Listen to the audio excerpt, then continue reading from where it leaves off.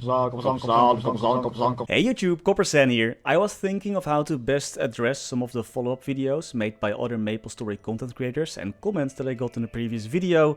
I think it's great that everyone in the comments, Misusing TV and Sacrix, all share their points of view, as we're all in different stages of the game. And I think discussions like this are great for the betterment of the game. Plus I think I didn't get some of my points across in the previous video, so I would like to clarify a little bit. This is a bit of a weird drama video and a follow-up on the previous video, so make sure to check that one out first. First of all, I finished the previous video saying that I don't think it's worth to play MapleStory with the current direction the game is going. And some people think I'm being overdramatic or doom posting, but I mean it. It is not worth your time at the moment. The reason for this is being the constant removal and nerfing of content that isn't available in MapleStory Korea. Here I'm referring to the jet removal, totem removal, Kana nerfs and Commercy flame stats no longer transposing. My point is that I find Nexon is very adamant on removing regional exclusive content, at least at the moment. They don't want to commit resources to fix things, but we have so many regional differences that this would have a huge impact on how we play the game if this keeps up. That unless Nexon actually shares their general direction or vision for how they want to work with the way MapleStory Global and MapleStory C are different from MapleStory Korea.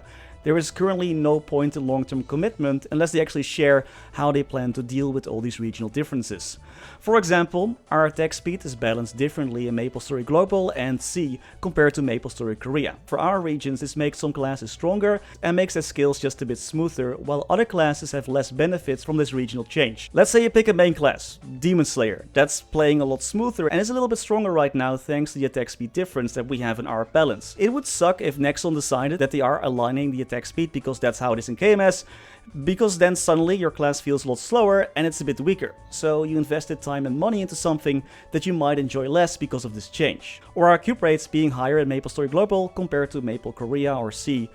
What if you farm a lot of mesos and then suddenly the cubes get aligned to KMS and Maple C rates, which are really bad by the way? Or what if you're spending every day farming Golix coins and just before you buy your items, the Golix get removed because it was causing bugs? My point was that Nexon is not showing any commitment to keeping up whatever isn't in MapleStory Korea. When is something broken enough for them to be removed from the game? What if the next patch introduces a bug to Golix and Nexon doesn't want to spend money on fixing it? I spent all my time farming this boss for what? Or what if Nexon suddenly decides, wait a minute, this balance isn't done properly, we should change the attack speed. Then suddenly my class doesn't feel that nice to play anymore and I spent all my time for nothing. I'm saying this because I want clarity on which direction Nexon is taking with their regional versions of MapleStory. And simultaneously I was also wondering, why are we even having all these changes? Because our progression and skill balance was never adjusted to all the additional stuff that we have in Maple Global, which also causes a lot of unbalance, taking attack speed for example, which makes some of our classes quite a bit stronger compared to Maple Korea. Or cubes not draining so many mesos, so the MapleStory Global reboot players compared to other regions have to spend way less mesos on those. However, there's nothing else compensating for that. Instead, actually Nexon even adds more ways to make mesos, which offsets the balance that it didn't have in the first place even more. My stomach always turns a little bit when Nexon mentions that they're doing stuff because of balance, because clearly they don't want to spend money and time on balancing whatever they put in the game in the first place, which makes them look bad. And personally, I want MapleStory to succeed. I'm probably one of the biggest fans of this game, and it just sucks to see Nexon make all these bad changes to their flagship product. Nexon is still actively developing the MapleStory brand, yet they also don't seem to want to put that much effort into fixing bugs or balancing their content properly for their regional versions. And I want to play this game for the next 10 years and all newer MapleStory games as well. So I want to be a little bit selfish, and that's why I made that video, because I want Nexon to do a better job so that I and everyone else can keep enjoying this game without having to be worried about what gets deleted next. Some other points were brought up on team changes or the Nexon OC office closing. To set the record straight here, we don't actually know what the people were working on at that Nexon OC office in America, since it was never disclosed to the public, at least not that I could find. I only could find mentions that it was never disclosed what they were actually doing. And secondly, as a player, I should not have to play a lesser quality game because of things that were introduced to the game in the past. Actually, I'm pretty certain that the developers who are working on MapleStory are doing their absolute best to work with what they have. My issue is that Nexon as a company does not seem to want to commit to their overseas flagship game. Like, I'm sure that all the changes and content removal are being discussed is not something that's randomly decided, but I don't like it when the outcome of those discussions are that content has to be removed because there just aren't enough people to fix the issues that they have, like in the case with Jet. Because let's be honest here, if Nexon really wanted to, I'm pretty sure there would be ways to not remove a class because it creates bugs, but instead resolve those issues. And we could get proper regional balance based on our attack speed, but Nexon decided to not invest into that. And I want them to invest in that. I want everyone to enjoy a proper game. And deleting content is not the way to achieve this, in my opinion. Regarding my points on the meso price changes, I actually apologize, because in the previous video I severely underestimated the value of Frenzy Totem. It actually does close to triple your rates. My apologies for not doing enough research on that. I thought it was like 50%. And in MapleStory Korea, the reboot meso rates are ×5, while in MapleStory Global, the meso rates are ×6. This was actually an error on my part, and I apologize for not sharing the correct information with you all. However, I do stand by my point. Totems have been in the game for years, Frenzy Totems, and I believe the meso rate was like that from the beginning as well. At least I couldn't find on when that would have been changed.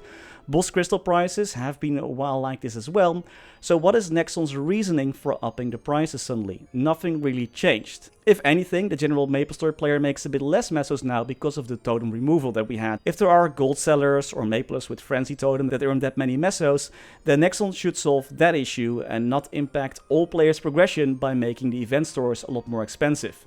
If that actually is the case though, I think we can all argue about how many mesos we make, but the end of the line is, we don't know. Maybe we do make more mesos because of our early game bossing mules being more profitable, I don't know, and Nexon doesn't tell us. Maybe I could even agree with the price store changes, but my issue is that Nexon does not tell us why things are changed.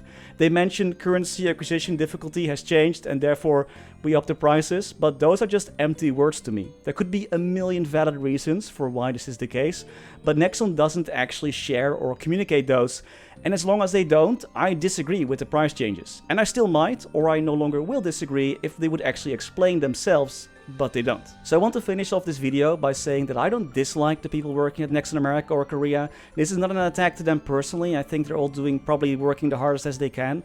I'm just a MapleStory player and I want to play MapleStory for a very long time, but I fear that all the recent changes and lack of care MapleStory Global and MapleStory C are getting, it's actually hurting their player base, and people are losing trust, people are scared about what's going to be removed next. And I want this game to be better, I want Nexon to be better, because if they succeed, I get to enjoy MapleStory for a bit longer. And that's all I had to say for today.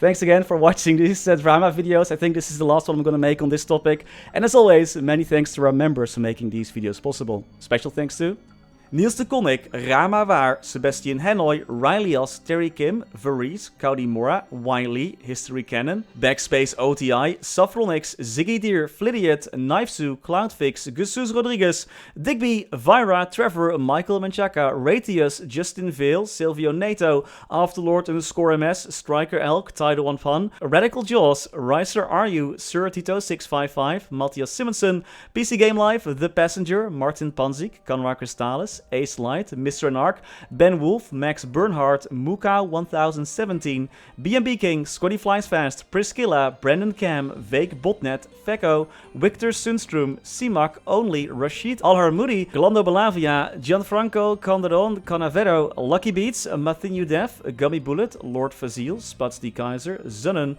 That Archie Guy, Grogo, Gabriel Eck, Louis Bento Brandao, Dante Victory, Snaffupop, Astia Villa, Tails Kurtzpet, and the Wolf Drake. Thank you all so much for watching. Stay safe and happy mapling.